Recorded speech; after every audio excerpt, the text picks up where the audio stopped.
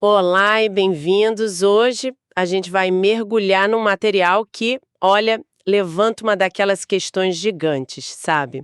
Mas com um olhar super novo. É o livro Para que eu existo? Jovens em busca da resposta, do filósofo Chico. A obra é pensada para o público jovem, mas vamos combinar. Essa pergunta assombra a gente em qualquer idade, né? Com certeza. E o mais interessante para mim é como o Chico já começa assim, tirando o nosso chão. Ele propõe uma troca que parece sutil, mas que muda tudo. Em vez da gente perguntar por que eu existo, que nos levaria, sei lá, para biologia, para física. Para a origem das coisas. Exato. Ele foca em para que eu existo. É uma pergunta que não olha para trás, para o começo, mas para frente, para o significado. Certo, é sair da causa para pensar na finalidade. E ele já nos dá um tipo de mapa para essa exploração, né? Ele fala de duas dimensões principais. Isso. Pense nelas como dois eixos que a gente precisa equilibrar. De um lado, tem a dimensão utilitarista, que é basicamente como eu posso ser útil. Sabe, quais são minhas habilidades, meus talentos e como eles podem servir à sociedade. O lado prático da O coisa. lado prático. E do outro lado, a dimensão ética, que é a pergunta: como eu posso ampliar meu senso de responsabilidade? Como minhas ações impactam o bem comum?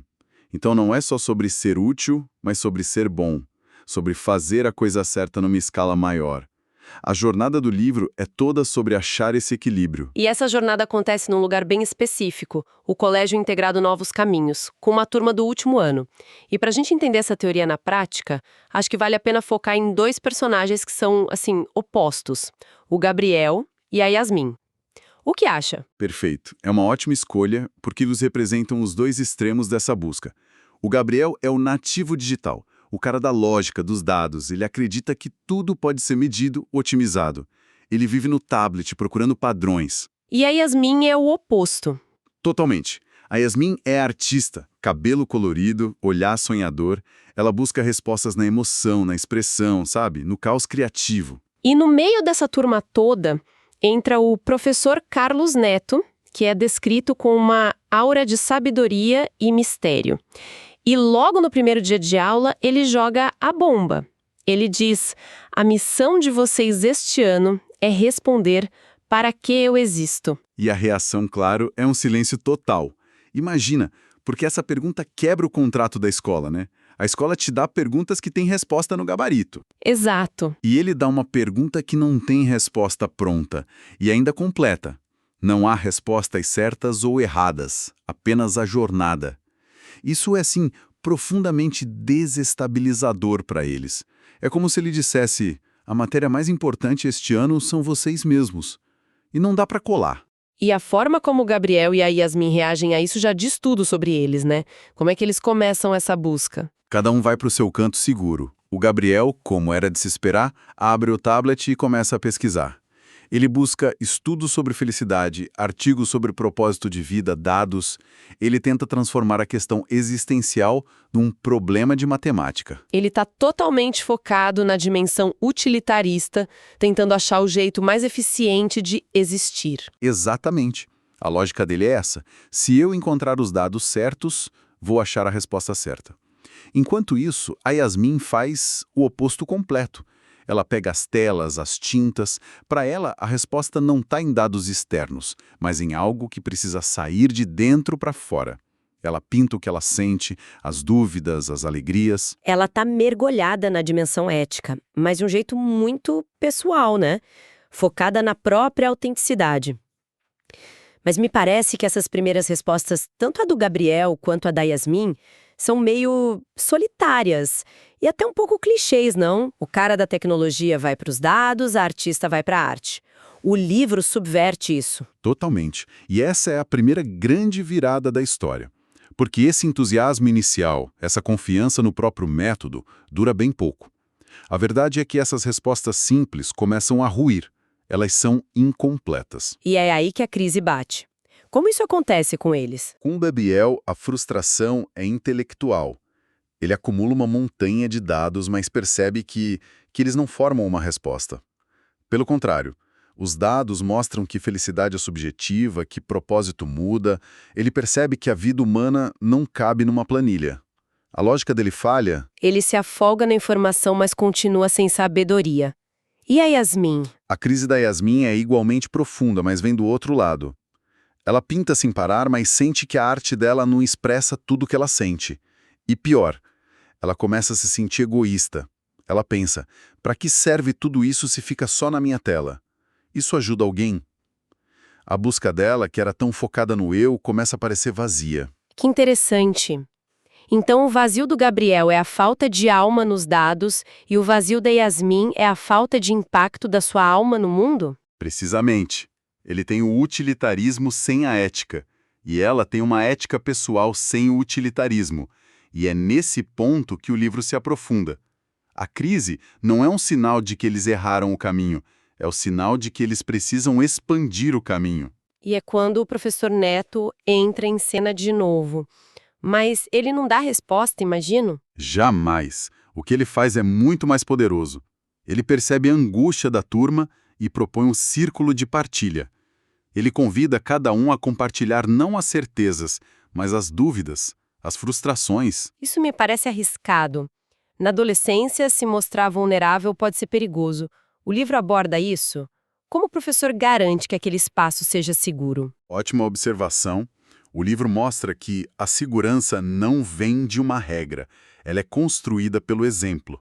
Quando a Júlia, a garota popular, admite que duvida do seu impacto nas redes sociais, ou quando o Lucas, o atleta, confessa o medo do futuro, eles percebem que não estão sozinhos na confusão. A vulnerabilidade deixa de ser uma fraqueza e vira uma força coletiva. O alívio é imenso. Entendi. A confiança nasce da humanidade compartilhada. E essa experiência leva eles para fora da sala de aula? Certo. É quando eles buscam mentores. Exato.